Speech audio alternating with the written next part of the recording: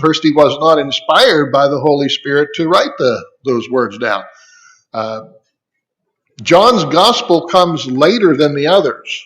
So in his writing, perhaps it was John's desire, and perhaps certainly the desire really of the Holy Spirit, that other things be emphasized that the other three did not.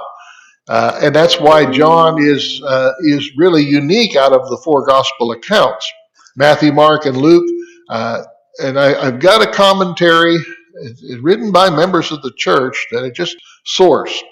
And so they believe there's a document that was out there. Somebody wrote it down, and they're just writing from that document, and that's why there's the similarities. I got another explanation for that.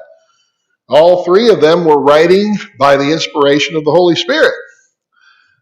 So yes, it's written by the same author, isn't it? Actually, you got Matthew, Mark, and Luke who are writing the words down, but they're basically taking dictation, aren't they? They're writing down what the Spirit tells them to write.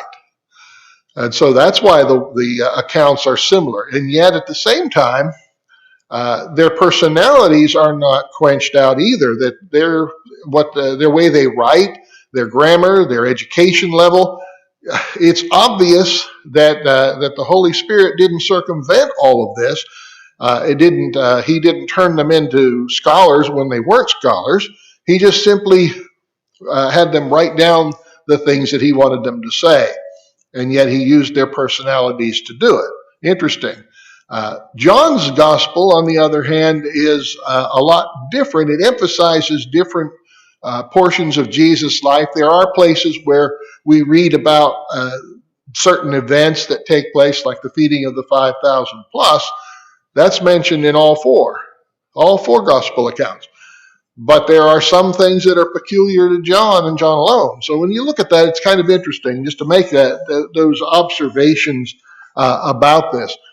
Although this event is recorded in the three out of the four Gospels, John still alludes to it, I believe, in the 14th verse of chapter 1 in his Gospel, and also perhaps even in the first chapter of his first epistle.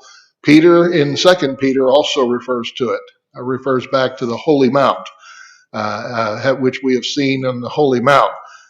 We saw that vision.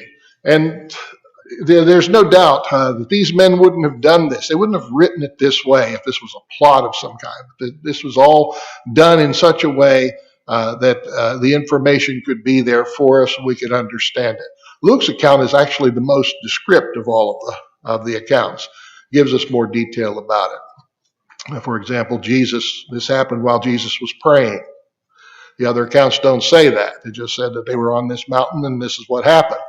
That's one of the differences as far as Luke. He's a little more detailed about the event than Matthew and Mark are. And of course, John and Peter, when they write about it, they don't actually